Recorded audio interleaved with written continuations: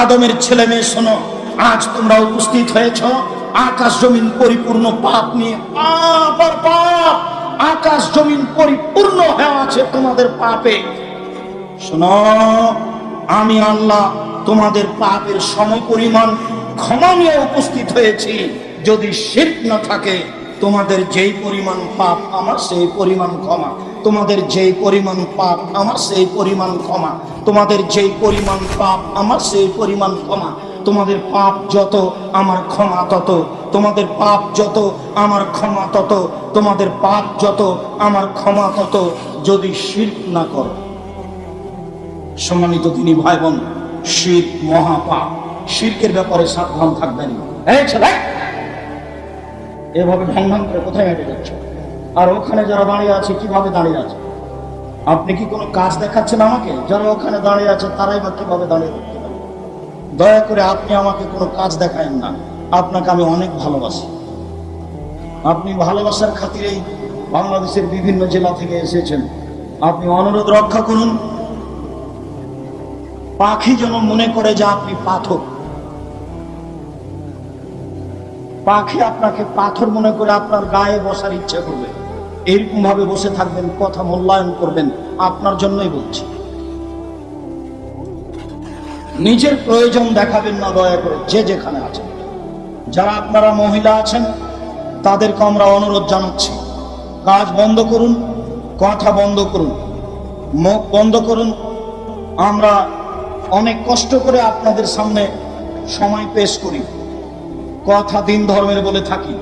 আরো আমি আব্দুর রাজ্জাক বিন ইউসুফ বলি, আল্লাহে আল্লাহর কসম, আল্লাহে আল্লাহর কসম, আল্লাহে আল্লাহর কসম, বিগত 31 বছর 90 সাল থেকে আমি মাঠে আছি। এই 90 সাল থেকে না আজ পর্যন্ত আমি কোনোদিন অপ্রয়োজনীয় বাক্য বলি। 90 সাল থেকে না এখন পর্যন্ত আমি কোনোদিন কিসসা কাহিনী বলিনি। 90 সাল থেকে নিয়ে এখন পর্যন্ত আমি কোনোদিন কারোর বিরুদ্ধে কথা বলিনি। আমার বলা প্রয়োজন হয় না। আমি আপনার জন্যই অপেক্ষা করছি। আপনি কেন রাস্তায়, আপনি কেন দোকানপাটে, আপনি কেন নিজের প্রয়োজন নিয়ে ব্যস্ত? উদ্বোধনী আলোচনায় আপনাকে আমি অনুরোধ জানিয়েছি যে আপনি এভাবে সময় ক্ষেপণ করিয়েন না। এখানে কোনো দলাদলি আলোচনা হয় না, এখানে বিষয়ভিত্তিক কোরআন এবং হাদিসের আলোচনা হয়। এখানে কারো পক্ষে বিপক্ষে কথা হয় না, এখানে কারো প্রশংসা করে কাউকে তুলে দেওয়া হয় না। অতএব বিনীত অনুরোধ, কথা মূল্যায়ন করার চেষ্টা করুন, বিপাকে পড়িয়েন না। অনেক কষ্ট করে দূর দূরান্ত থেকে এসেছেন। আবু হুরায়রা রাদিয়াল্লাহু তাআলা আনহু বলেন, রাসূল সাল্লাল্লাহু আলাইহি ওয়াসাল্লাম বলেছেন, লা ইয়াকুদু কওমুন ইয়াযকুরুনাল্লাহ, যখন কোন সম্প্রদায় কোন জায়গায় বসে, যেমন আমরা এখন বসে আছি, তারপরে যখন তারা জিকির আজকার তাসবিহ তাহলিল করে, আলোচকের দিকে লক্ষ্য করে মাঝে মধ্যে তাসবিহ তাহলিলে ব্যস্ত থাকা উচিত। রব্বিক ফিরলি অতুব আলাইয়া ইন্নাকা আনতাত তাওয়াবুল গফুর। কোন বৈঠকে বসে আল্লাহর নবী বৈঠক শেষ করার পূর্বে প্রায় 100 বারের বেশি এই দোয়াটি পড়তেন, রব্বিক ফিরলি অতুব আলাইয়া, হে আমার প্রতিপালক তুমি আমাকে ক্ষমা করো, আমার তওবা কবুল করো, ইন্নাকা আনতাল গফুরুর রহিম, তুমি হচ্ছ ক্ষমাশীল, তুমি হচ্ছ দয়াশীল। কেন এত কথা বলছেন? কেন এত প্রয়োজন মেটাচ্ছেন? এই প্রয়োজন দিয়ে কি হবে? এত কথা দিয়ে কি হবে? আমি অনুরোধ জানাচ্ছি, আমি আব্দুর রাজ্জাক বিন ইউসুফ আপনাদের খুব কাছের মানুষ হিসেবে দিন ধর্মের কথা মূল্যায়ন করার জন্য অনুরোধ জানাচ্ছি। আল্লাহর নবী বলেন, পৃথিবীর মানুষ শুনে রেখো, যখন কোন সম্প্রদায় কোন মানুষ এক জায়গায় বসে কোরআন হাদিসের আলোচনা করে, তাসবিহ তাহলিল জিকির আজকার করে, ইল্লা হাফাতুল মালায়েকা, তখন ফেরেশতা তাদেরকে ঘিরে নেন।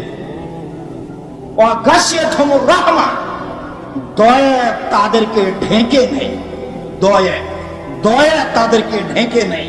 ওয়া নাযালাত আলাইহিmus সাকিনা, তাদের উপরে আল্লাহর পক্ষ থেকে নিরাপত্তা অবতীর্ণ হয়। হাদিস তো বুখারী মুসলিম। আপনি এখন কি বুঝাতে চাচ্ছেন? আমরা এই হাদিসের অধিকারী কি না, অধিকারী হওয়ার জন্য অনুরোধ জানাচ্ছি।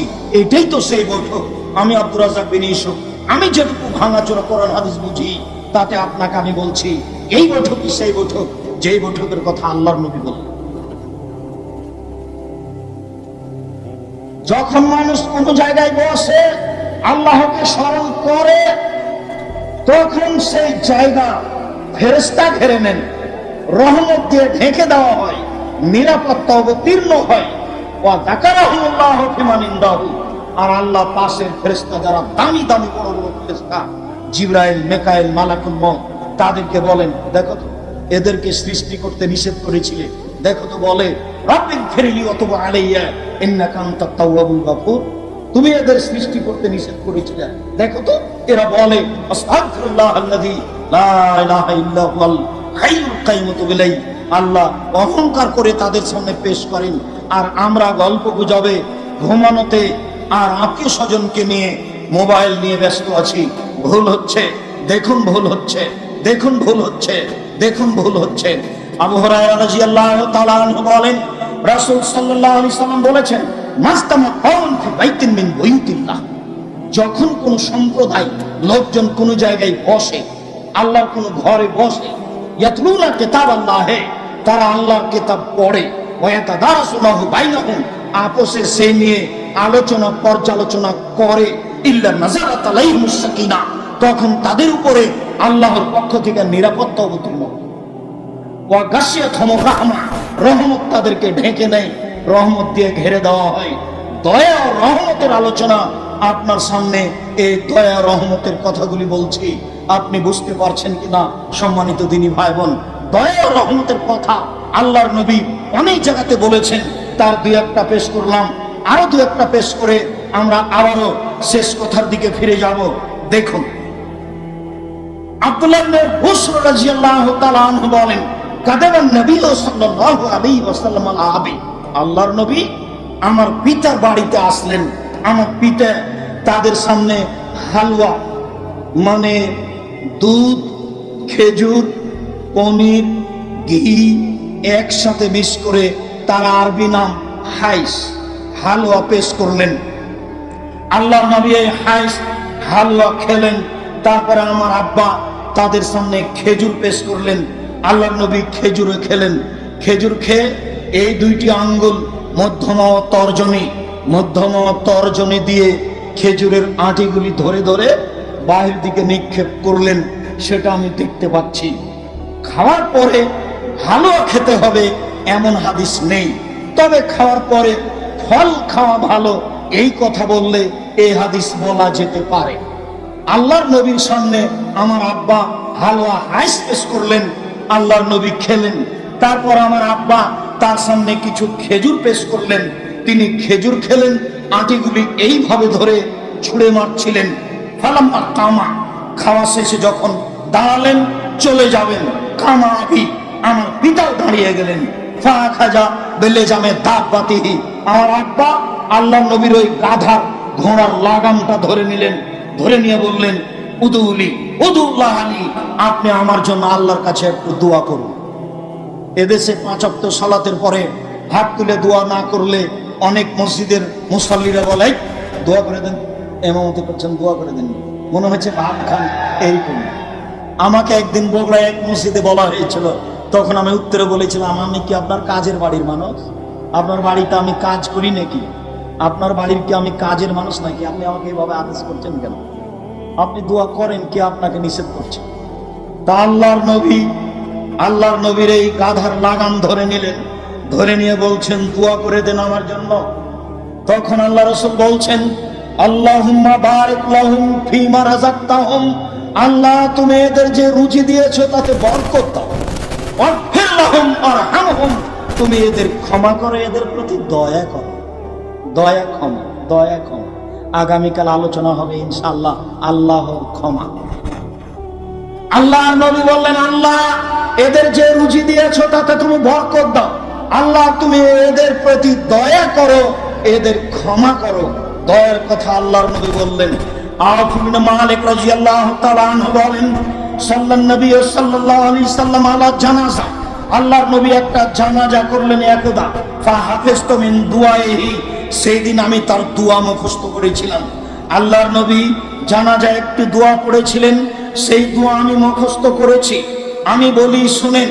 সাহাবী বলতে লাগলেন, সাহাবী বলছেন, আল্লাহর নবী বললেন, আল্লাহুম্মা গফির লাহু, আল্লাহ তুমি তাকে ক্ষমা করো, ওয়ারহামহু, তুমি তার প্রতি দয়া করো, ওয়াফিহি ওয়াফানহু, তুমি তাকে মাফ করো, তুমি তার প্রতি নিরাপত্তা অবতীর্ণ করো, ওয়াকরিম নুজুলাহু, তুমি তাকে দামি সম্মানী খাদ্য খেতে দাও, ওয়াসমাখালাহু, তুমি তার থাকার জায়গা প্রশস্ত করে দাও, ওয়ানাক্কিহু, তুমি তাকে ধুয়ে পরিষ্কার করে দাও, কামা নাক্কাইতা সাওয়াল আবিদ মিনাদ দানাস, তুমি যেমন সাদা কাপড়কে ময়লা থেকে ধুয়ে পরিষ্কার করো। আল্লাহ তাআলা বলেন, যা আমরা রাত দিন বলে থাকি, সালাতে প্রথমে পড়ে থাকি সূরা ফাতিহা, আলহামদুলিল্লাহি রাব্বিল আলামিন, বিশ্বজগতের প্রতিপালকের প্রশংসা, আর রহমানুর রহিম, তিনি হচ্ছেন পরম দাতা দয়ালু, তার দয়ার অভাব নেই, তার রহমতের অভাব নেই। মানুষ তার দয়া রহমতকে বুঝতে পারে না, বোঝার চেষ্টা করে না, বোঝার জন্য কারো কাছে আশ্রয় নেয় না। সম্মানিত দিনী ভাই বোন, আল্লাহ তাআলা নিজেকে ক্ষমাশীল দয়াশীল প্রমাণ করতে গিয়ে কোরআন মাজিদের যেখানে সেখানে পাতায় পাতায় নিজের পরিচয় দিয়েছেন, নিজের দয়া ও রহমতের কথা বলেছেন। সম্মানিত দিনী ভাই বোন, আবু হুরায়রা রাদিয়াল্লাহু তাআলা আনহু বলেন, রাসূল সাল্লাল্লাহু আলাইহি ওয়াসাল্লাম বলেছেন, লাম্মা খালাকাল্লাহুল খালকা, যখন আল্লাহ তাআলা মাখলুক প্রাণী সৃষ্টি করলেন, পৃথিবী সৃষ্টি করলেন, যখন তার সবকিছু সৃষ্টি করা হয়ে গেল, কাতাবা কিতাবান, তা তিনি লিখিত করলেন, একটা খাতায় লিখলেন, ফাইন্দাহু ফাওকা আরশিহি, তা তার নিকটে রয়েছে, আরশের উপরে সেই খাতাটি তার নিকটে আছে, আরশের উপরে আছে। সেই খাতায় একটা কথা লেখা আছে, তা হচ্ছে, ইন্না রাহমাতি সাবাকাত গাযাবি, নিশ্চয় আমার দয়া আমার রাগকে পার করে গেছে। পৃথিবীর মানুষ মনে রেখো, আল্লাহ মানুষের বিচার রাগ দিয়ে করবেন না। আল্লাহ তাআলা বলেন, পৃথিবীর মানুষ মনে রেখো, তোমাদের প্রতিপালক আল্লাহ, তিনি তার রাগ দিয়ে বিচার করবেন না, তিনি বিচার করবেন তার দয়া দিয়ে, যেহেতু তার দয়া তার রাগকে পার করে গেছে। আবু হুরায়রা রাদিয়াল্লাহু তাআলা আনহু বলেন, রাসূল সাল্লাল্লাহু আলাইহি ওয়াসাল্লাম বলেছেন, লাম্মা কাযাল্লাহুল খালকা, যখন আল্লাহ তাআলা মাখলুক সৃষ্টি করার কাজ শেষ করলেন, কাতাবা কিতাবান, তখন তিনি লিখিত করলেন, একটা খাতায় সবকিছু লিখলেন, ফাইন্দাহু, তা তার নিকটে রয়েছে, ফাওকা আরশিহি, আরশের উপরে রয়েছে, তাতে লেখা রয়েছে, ইন্না রাহমাতি গাযাবাত গালাবি, নিশ্চয় আমার দয়া আমার রাগকে আমার ক্রোধকে পার করে গেছে। নিশ্চয় আমার দয়া আমার রহমত আমার রাগকে পার করে গেছে। আমি কখনো রাগ দিয়ে মানুষের বিচার করব না, আমি কখনো আমার ক্রোধ দিয়ে মানুষের বিচার করব না, আমি রাগান্বিত অবস্থায় মানুষের বিচার করব না, দয়া দিয়েই করব। আবু হুরায়রা রাদিয়াল্লাহু তাআলা আনহু বলেন, রাসূল সাল্লাল্লাহু আলাইহি সাল্লাম বলেছেন, তাহাজ্জাতুন নার ওয়াল জান্নাহ, বিচারের মাঠে জাহান্নাম এবং জান্নাত আল্লাহর নিকটে হইচই লাগিয়ে দিবে। জান্নাত বলবে, বেমাউসের তো, হে আমার প্রতিপালক, আমাকে দুর্বল অসহায় মানুষ দিয়ে প্রাধান্য দেওয়া হলো কেন? আমার ভিতরে অসহায় নিঃস্ব মানুষ কেন? যারা সমাজে চলতে পারে না, সমাজ যাদের দাম দেয় না, সমাজ যাদের মূল্যায়ন করে না, তারা কেন আমার ভিতরে? এই বলে যখন জান্নাত আল্লাহর নিকটে তর্ক করলো, ঝগড়া পেশ করলো, পক্ষান্তরে জাহান্নাম বলল, হে আমার প্রতিপালক, আমার ভিতরে স্বৈরাচারী অহংকারী বদমেজাজি কেন? উসিরতু বিল মুতাজাব্বিরিন ওয়াল মুতাকাব্বিরিন, অহংকারী স্বৈরাচারী স্বেচ্ছাচারী বদমেজাজি আমার ভিতরে কেন? তখন আল্লাহ তাআলা জান্নাতকে বলেছিলেন, জান্নাত মনে রেখো, ইন্নামা আনতি রাহমাতি আরহামু বিকা মান আশা মিন ইবাদি, তুমি হচ্ছে আমার দয়া। জান্নাত তুমি মনে রেখো, তুমি হচ্ছে আমার দয়া। আমার বান্দাদের যার উপরে আমি দয়া করব, তোমার মাধ্যমে দয়া করব। আমি দয়া করলে তোমাকে দিয়ে দিব। এই জন্য তোমাকে প্রাধান্য দেওয়া হয়েছে অসহায় নিঃস্ব মানুষকে। সাধারণত অসহায় নিঃস্ব মানুষই আল্লাহকে চিনে থাকে, জেনে থাকে। জাহান্নাম তুমি মনে রেখো, ইন্নামা আনতি গাযাবি, নিশ্চয় তুমি আমার রাগ, নিশ্চয় তুমি আমার ক্রোধ। ওয়া দেববেক না সমিনে বাদী, তোমাকে দিয়ে আমি শাস্তি দিব আমার বান্দার যাকে ইচ্ছে। সবাইকে আমি শাস্তি দিব না, আমি দয়া দিয়েই বিচার করব। তবে আমি যাকে শাস্তি দেওয়ার ইচ্ছা করব, জাহান্নাম তোমাকে দিয়েই করব। যার কারণে তোমার ভিতরে দেওয়া হয়েছে স্বৈরাচারী, স্বেচ্ছাচারী, অহংকারী, বদমেজাজি মানুষকে।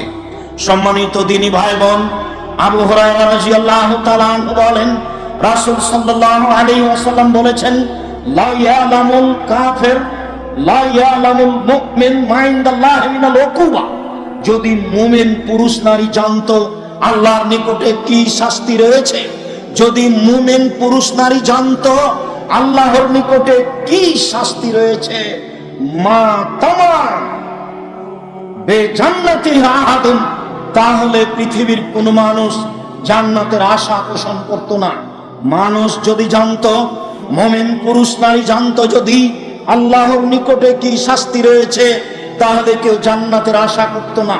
পরের বাক্যে আল্লাহর নবী বলেন, ওয়ালাউ ইয়ালামুল কাফির মা ইনদাল্লাহি মিনার রাহমা, মানুষ যদি জানতো আল্লাহর কাছে কি দয়া রয়েছে, মানুষ যদি জানতো আল্লাহর কাছে কি রহমত রয়েছে, মা কানাতা মিন জান্নাতিহি আহাদুন, তাহলে পৃথিবীর কোন মানুষ তার জান্নাত হতে নিরাশা হতো না। সবাই জান্নাত পাওয়ার আশা করত। যেহেতু মানুষ আল্লাহর দয়াকে জানে না, যেহেতু মানুষ আল্লাহর রহমতকে বুঝে না, যার কারণে মূল্যায়ন করতে পারে না, নিরাশা হয়ে পড়ে, বা জান্নাত পাবো না বলে, বা কাফের অবস্থায় মরে যায়, ফিরে আসার চেষ্টা করে না তার না জানার কারণে। সম্মানিত দিনী ভাই বোন, সত্যি যদি বুঝতে পারতাম আল্লাহর দয়া রহমত কত, তাহলে আমরা এভাবে নিরাশা হতাম না। নিরাশা হবই বা কেন? আমাদের জানা আছে সেই ঘটনা। ওই তো সেই দিন বলছিলাম, আবু হুরায়রা রাদিয়াল্লাহু তাআলা আনহু বলেন, রাসূল সাল্লাল্লাহু আলাইহি ওয়াসাল্লাম বলেছেন, কানা রাজুলুন ফি বানি ইসরাঈল ইয়ামাল খায়রান কাত্ত, আজ থেকে নিয়ে হাজার হাজার বছর পূর্বে একটা লোক ছিল, যে লোকটা জীবনে কোনোদিন ভালো কাজ করেনি। আল্লাহর নবীর মুখের ভাষা, তিনি বলেছেন লাম ইয়ামাল খায়রান কাত্ত, সে জীবনে কোনোদিন ভালো কাজ, কোনো ভালো কর্ম করেনি। ফালাম্মা হাজারাহুল মাউত, যখন তার কাছে মরণ চলে এসেছে, আশা বানিয়ে সে তখন তার ছেলেদেরকে আদেশ করেছে, সে তার ছেলেদেরকে আদেশ করে বলেছে, আমার আদরের ছেলেরা শোনো, ফালাম্মা মাতা, যখন তোমাদের পিতা মারা যাবে তখন একটা কাজ করিও, ফাহাররিকুহু, তোমরা তাকে আগুন দিয়ে জ্বালিয়ে দিও, সুম্মাজরু নিসফাহু ফিল বাররে ওয়া নিসফাহু ফিল বাহরে, এরপরে তোমরা অর্ধেক ছাই পানিতে ফেলে দিও, অর্ধেক ছাই মাটিতে ফেলে দিও। কেন? লাইন কাদারাল্লাহু আলাইহি, আল্লাহ যদি তাকে ধরতে পারে, আল্লাহ যদি তোমাদের পিতাকে ধরতে পারে, লাইয়াদবু হাদারান লাইয়াদবু আহাদাম মিনাল আলামিনা, তাহলে তাকে এত শাস্তি দিবেন, পৃথিবীর কোন মানুষকে আল্লাহ অত শাস্তি দিবেন না। শুনে রেখো, তোমাদের পিতাকে যদি আল্লাহ ধরতে পারেন, তাহলে এত শাস্তি দিবেন, এত শাস্তি দিবেন, এত শাস্তি দিবেন, পৃথিবীর কোন মানুষকে আল্লাহ তত শাস্তি দিবেন না। অতএব তোমরা এই কাজটা করিও, যাতে করে আল্লাহ ধরতে না পারেন। ফালাম্মা মাতা, যখন পিতা মারা গেল, ফালু মা মারাহুম, পিতা যা আদেশ করেছিল তাই ছেলেরা করল। ফামারাল্লাহুল বাহরা ফাজামা বিমা ফিহি, আল্লাহ সাগরকে আদেশ করলেন, ছাইগুলি জমা করে দাও। সাগর ছাইগুলি জমা করে দিল। ওমর আল্লাহুল বাররা, আল্লাহ তাআলা মাটিকে আদেশ করলেন, মাটি ছাইগুলি জমা করে দাও। মাটি ছাইগুলি জমা করে দিল। এবার আল্লাহ তাআলা তাকে মানুষ তৈরি করে প্রস্তুত করে বললেন, লেমা ফালতা হাজা, বলো তুমি তোমার ছেলেদেরকে আদেশ কেন করেছিলে? তখন লোকটি বলেছিল, মিন খাসিয়াতিকা, তোমার ভয়ে করেছি, ওয়া আনতা আলাম, তুমি ভালো জানো। আল্লাহ তুমি শোনো, আমি সত্য সত্যই তোমার ভয়ে করেছি না আমি নিজে নিজে করেছি এই কথা তুমি ভালো জানো। আমি বলছি একমাত্র তোমার ভয়েই এটা করেছি, আমি অন্য কোনো কারণে করিনি। আল্লাহ তাআলা বললেন, ঠিক আছে, গাফারতু লাক, আমি তোমাকে ক্ষমা করে দিলাম। সম্মানিত দিনী ভাই বোন, এত বড় অপরাধী যদি কোনোদিন কোনো ভালো আমল না করে শুধুমাত্র আল্লাহর ভয়ে এই কাজ করে থাকে, তার বিনিময়ে যদি জান্নাত হতে পারে, আমি নিরাশা হব কেন? আমার কি হলো এমন পাপের কারণে আমি নিরাশা হয়ে যাব? তা কখনো নহে। এইটা হবে কাফেরদের লক্ষণ, যারা আল্লাহকে মানে না, যারা আল্লাহকে বিশ্বাস করে না, যারা আল্লাহকে চিনে না, তাদেরই এমন হতে পারে। আবু সাঈদ খুদরি রাদিয়াল্লাহু তাআলা আনহু বলেন, রাসূল সাল্লাল্লাহু আলাইহি সাল্লাম বলেছেন, কানা রাজুলুন ফি বানি ইসরাঈল কাতালা 99 ইনসান। হাজার হাজার বছর আগে একটা লোক 99 জন মানুষকে হত্যা করেছিল। 99 জন মানুষকে হত্যা করার পরে ফাখারাজা ইয়াসআলু, সে বাড়ি থেকে বের হলো, সে ফতোয়া জিজ্ঞাসা করবে বাঁচার কোনো পথ আছে কিনা। ফাতারাহেবান, এরপরে সে একজন দরবেশের কাছে আসলো। মনে রাখবেন, আলেম আর দরবেশ এক নয়। আলেম হচ্ছে যে আল্লাহকে চিনে এবং ইবাদত করে, আর দরবেশ হচ্ছে যে আল্লাহকে চিনে না কিন্তু ইবাদত করে। আল্লাহকে জানে না সে কত ক্ষমতার অধিকারী কিন্তু ইবাদত করে। দরবেশের কাছে এসে বলল, আলাহু মিনাত তাওবা, যে লোকটি 99 জন মানুষকে হত্যা করেছে তার কি কোনো তওবা আছে? তার তওবা কি কবুল হবে? ফাকারাল্লাহ, লোকটি বলে দিল না, যেহেতু সে দরবেশ, আল্লাহর দয়া রহমতকে সে জানে না, সে নাকচ করে দিল। ফাকাতালাহু, এই লোকটি তাকে হত্যা করলো। 100 জন হয়ে গেল। ফাজাআলা ইয়াসআলু, সে এখন বের হলো, আবারও মানুষকে জিজ্ঞাসা করবে কোথায় বাঁচার পথ পাওয়া যায়। কালা রাজুলুন ইতে কারিয়াতান কাদা ওয়া কাদা, একজন লোক বলল, অমুক গ্রামে যাও, অমুক গ্রামে যাও, সেখানে কোনো আলেম আছে, সেখানে জিজ্ঞাসা করো, ফল হতে পারে।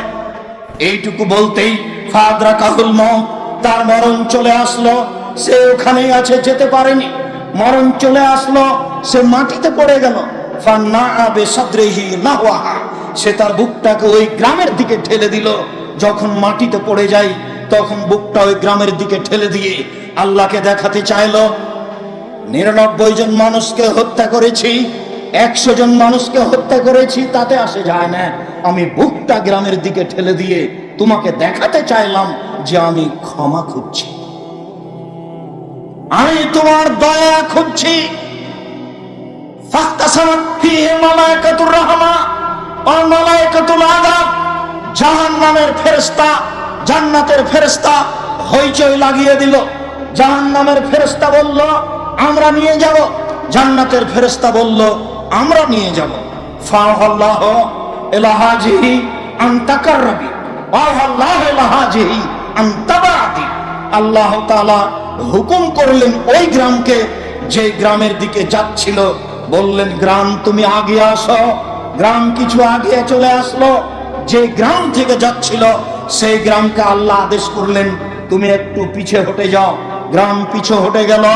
আল্লাহ তাআলা তাদেরকে বললেন, ফাকিসুমা বাইনাহুমা, দেখো তো এই দুই দিক মেপে দেখো, লোকটা যেখানে পড়ে আছে সেখান থেকে মাপো কত দূর আছে গ্রাম, আবার মাপো কত দূর ছেড়ে গেছে গ্রাম থেকে। মেপে দেখা গেল যে আকরাবাইলা হাজিবে শিবরিন, যে গ্রামে যাচ্ছিল সেই গ্রামের দিকে অর্ধ হাত আগিয়ে গেছে। ফাগফিরা লাহু, আল্লাহ তাকে ক্ষমা করে দিলেন। বললেন, তোমাদের হইচই করতে হবে না, আমি তাকে ক্ষমা করে দিয়েছি। বুখারী মুসলিম।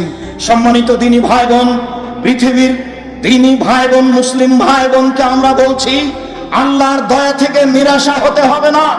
100 জন মানুষকে হত্যা করেও যদি মানুষ জান্নাত পেয়ে যায় এইভাবে, এবং আল্লাহ তাকে জান্নাতে দেওয়ার জন্য কৌশল অবলম্বন করেন, তাহলে আমি পাপ করে নিরাশা হব কেন?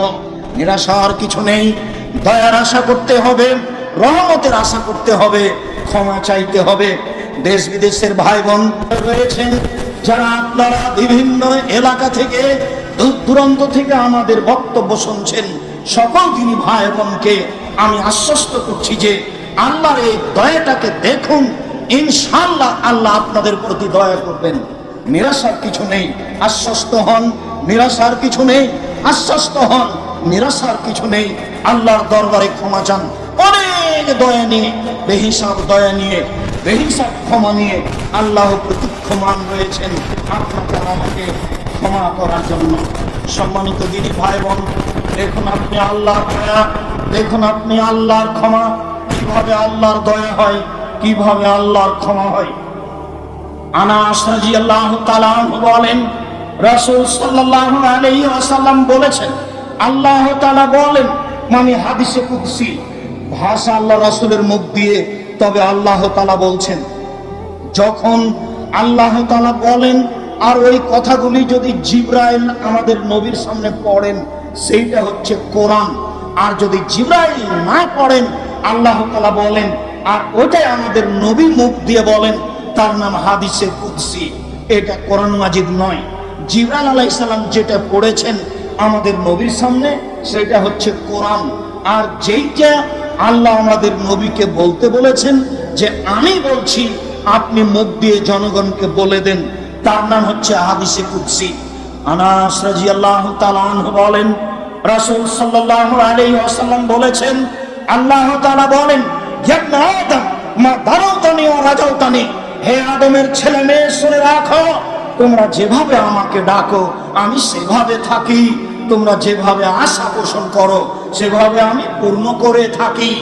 আদমের ছেলে মেয়েরা শোনো, তোমরা আমাকে যেভাবে ডাকো আমি সেভাবে থাকি, যেভাবে আশা পোষণ করো সেভাবে আমি পূর্ণ করে থাকি।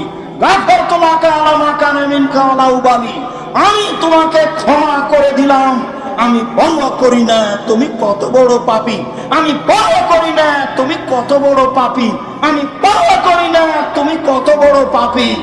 আমি তোমার ডাকা অনুযায়ী রয়েছি, তুমি যেভাবে ডাকো আমি সেভাবে থাকি, যেভাবে আশা পোষণ করো আমি সেভাবে পূর্ণ করে থাকি। আল্লাহ তাআলা বলেন, ইয়া ইবনে আদম লা বালাগাত যুনুবুকা আনাস সামায়ে, হে আদমের ছেলে মেয়ে শোনো, তোমাদের পাপ বেশি হতে হতে যদি আকাশে লেগে যায়, পাপ আর পাপ, আকাশ জমিন পাপে পরিপূর্ণ হয়ে আছে। ফাস্তাগফিরতানি, এরপরে যদি তুমি আমার কাছে ক্ষমা ভিক্ষা চাও, গাফারতু লাকা, আমি তোমাকে ক্ষমা করে দেব। ওয়ালা উবালি, আমি পরোয়া করি না তুমি কত বড় পাপী, আমি পরোয়া করি না তুমি কত বড় পাপী, আমি পরোয়া করি না তুমি কত বড় পাপী। আল্লাহ তাআলা এই দুনিয়ায় আদম সন্তানকে লক্ষ্য করে এই বাক্য বলেন। বিচারের মাঠে, কিয়ামতের মাঠে যখন আমরা উপস্থিত হব, তখন আল্লাহ তাআলা আমাদের সামনে আসবেন, এসে বলবেন, ইয়া ইবনে আদম লা তাইতা বিকরাবিল আরজি খাতায়া সুম্মা লাকিতানি লা তুশরিকু শাইআ লা তাইতা বিকরাবিহা মাগফিরা। আদমের ছেলে মেয়ে শোনো, আজ তোমরা উপস্থিত হয়েছ আকাশ জমিন পরিপূর্ণ পাপ নিয়ে, পাপ আর পাপ, আকাশ জমিন পরিপূর্ণ হয়ে আছে তোমাদের পাপে। শোনো, আমি আল্লাহ তোমাদের পাপের সমপরিমাণ ক্ষমা নিয়ে উপস্থিত হয়েছি। যদি শিরক না থাকে, তোমাদের যেই পরিমাণ পাপ আমার সেই পরিমাণ ক্ষমা, তোমাদের যেই পরিমাণ পাপ আমার সেই পরিমাণ ক্ষমা, তোমাদের যেই পরিমাণ পাপ আমার সেই পরিমাণ ক্ষমা। তোমাদের পাপ যত আমার ক্ষমা তত, তোমাদের পাপ যত আমার ক্ষমা তত, তোমাদের পাপ যত আমার ক্ষমা তত, যদি শিরক না করো। সম্মানিত দিনী ভাই বোন, শিরক মহাপাপ, শিরকের ব্যাপারে সাবধান থাকবেন। এভাবে ঢং ঢং করে কোথায় হেঁটে যাচ্ছে, আর ওখানে যারা দাঁড়িয়ে আছে কিভাবে দাঁড়িয়ে আছে? আপনি কি কোনো কাজ দেখাচ্ছেন আমাকে? যারা ওখানে দাঁড়িয়ে আছে তারাই বা কিভাবে দাঁড়িয়ে থাকতে পারে? দয়া করে আপনি আমাকে কোনো কাজ দেখায়েন না, আপনাকে আমি অনেক ভালোবাসি।